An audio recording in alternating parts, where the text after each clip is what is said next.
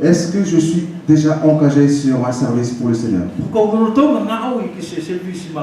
Ou est-ce que depuis le jour où j'ai donné, où j'ai accepté Jésus-Christ dans ma vie, j'ai toujours rien jusqu'à aujourd'hui?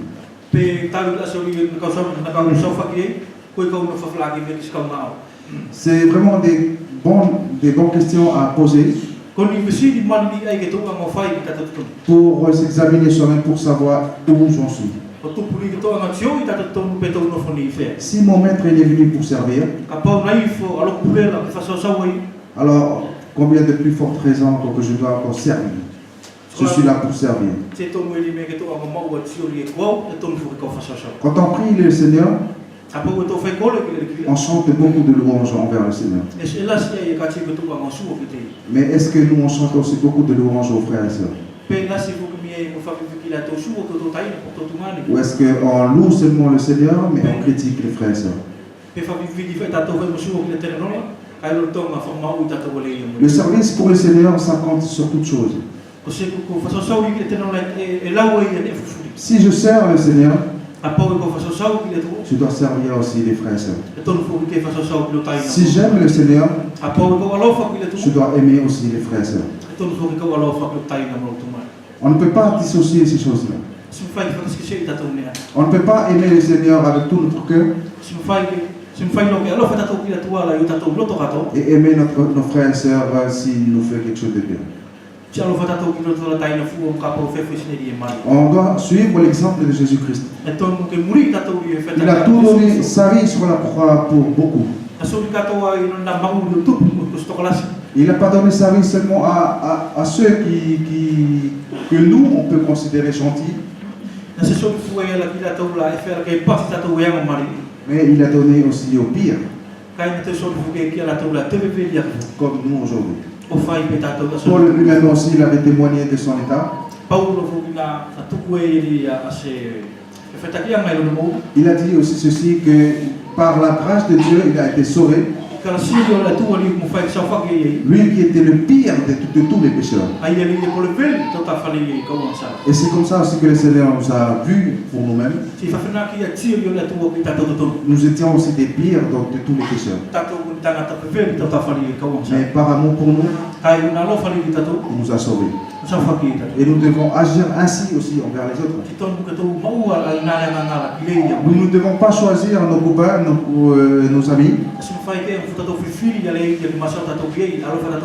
alors que c'est le Seigneur qui les a choisis pour nous.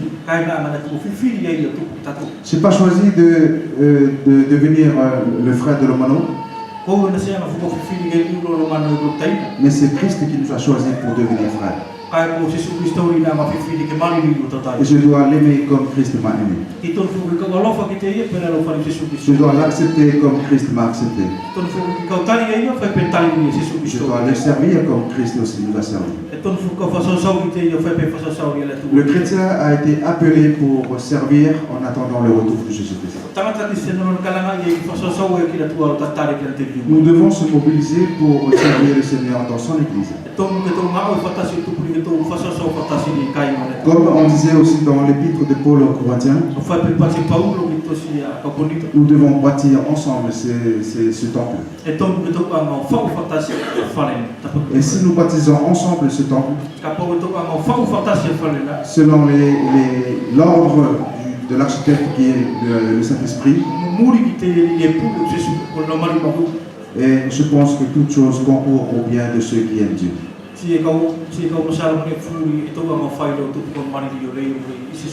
C'est juste un encouragement que je voudrais nous donner à ce matin. De suivre l'exemple de Jésus-Christ sur le fait qu'il était uni avec le cœur.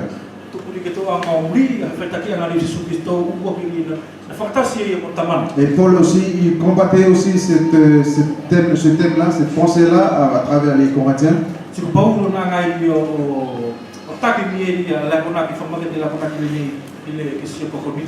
Sur le fait qu'il devait rester unis. Sachant toujours que l'ennemi, ce qu'il voulait, c'est que tu sois le maître. Jésus lui-même aussi avait rencontré ces difficultés-là. Satan lui a proposé ceci. Si tu t'agenouilles devant moi et tu m'adores, je te donnerai tout le royaume. Satan te souhaite toujours que tu sois le maître des uns des autres. Si tu sens que tu veux être le plus grand que les autres, si tu sens que tu veux être le meilleur par rapport aux autres, si tu penses que tu es mieux par rapport aux autres, en sachant que c'est Satan qui a mis ces pensées là-dedans. Les pensées qui viennent de Dieu, c'est que tu vois toujours l'autre plus grand que toi. Je dois aimer les uns les autres comme Dieu m'a aimé. Voici juste une pensée pour nous encourager ce matin. Notre Seigneur, notre Maître, notre Dieu, il est venu pour nous servir. Mais pas pour être servi. Et il a donné sa vie sur la croix pour beaucoup. Il n'a pas donné juste un tout petit peu. Il n'a pas donné la moitié. Mais il a donné toute sa vie pour sauver beaucoup de personnes qui sont encore dans le péché. Nous devons suivre les conseils de la parole. Et nous devons la mettre en pratique aussi de nous. Amen. Amen.